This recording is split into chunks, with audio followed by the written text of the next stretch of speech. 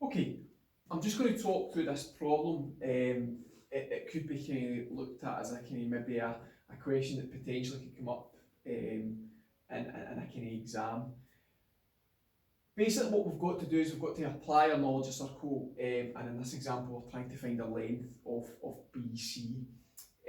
As with all circle questions, if you're ever unsure and you have the equations or you have the ability to find the radius in the centre, then that's always a good starting point. So that's exactly what I'm going to do to begin with.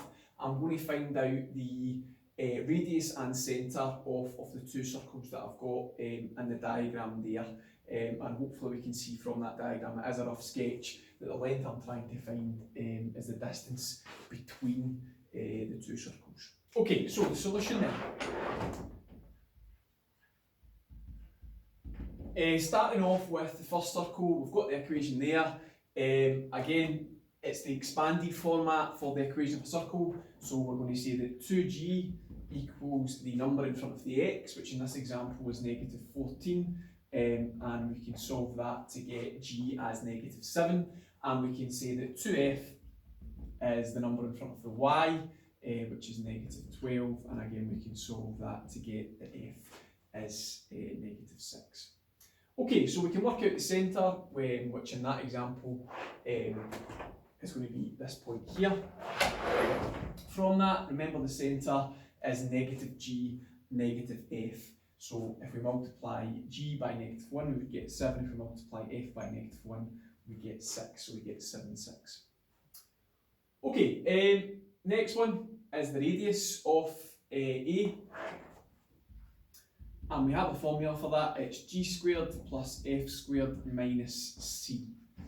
So the radius in this example is going to be, so just be careful, it is actually g squared, so technically speaking that is negative 7 squared.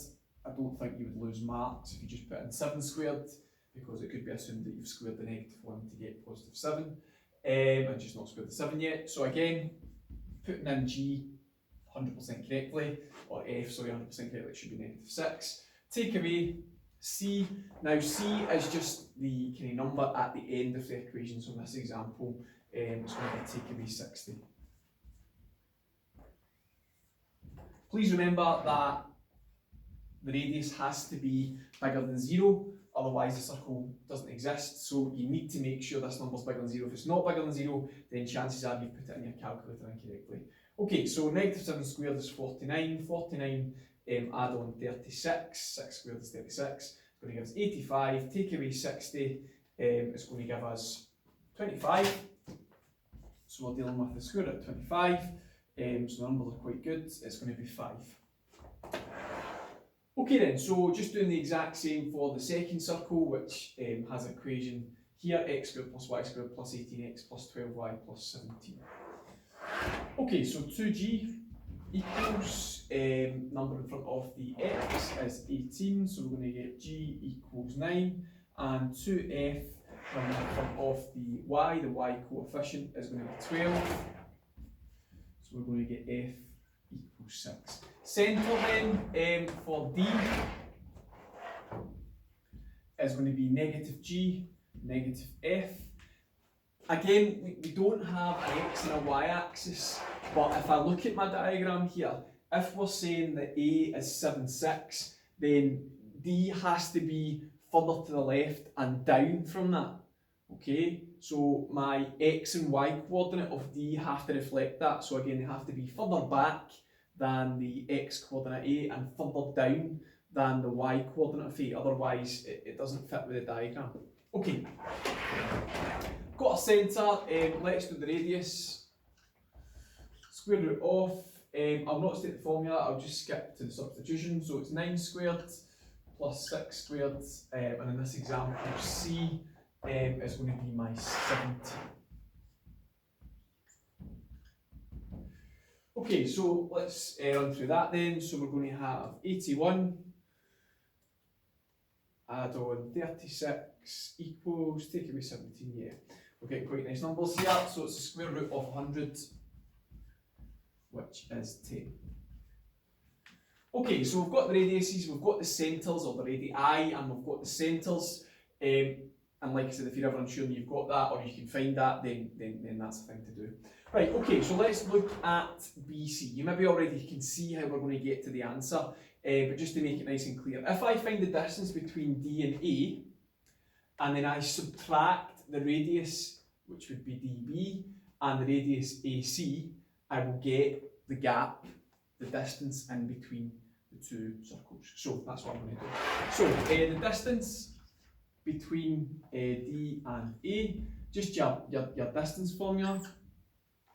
Okay, so in this example, it's going to be A, that's the second coordinate. So x2 minus y2, just careful with your negatives. Let's take away -9 and it's all squared. Add on the difference between your y coordinates, so that's going to be 6.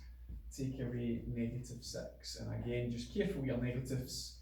You should get that, and we take the square root of that for the distance. Just Pythagoras theorem. Okay, so let's stick that in the calculator and see what we get. So we're going to get 16 squared, add on 12 squared, equals, and taking the square root of that, again, we're getting quite nice answers here. We're getting 20 for the distance between the two centres. Okay, so like I said, now all I need to do is take away the two radius, DB and AC, from that answer, and that'll get me the gap in between. So BC equals 20, take away the first radius, which is 5, take away the second radius, which is 10. So BC is going to equal 5. Job done.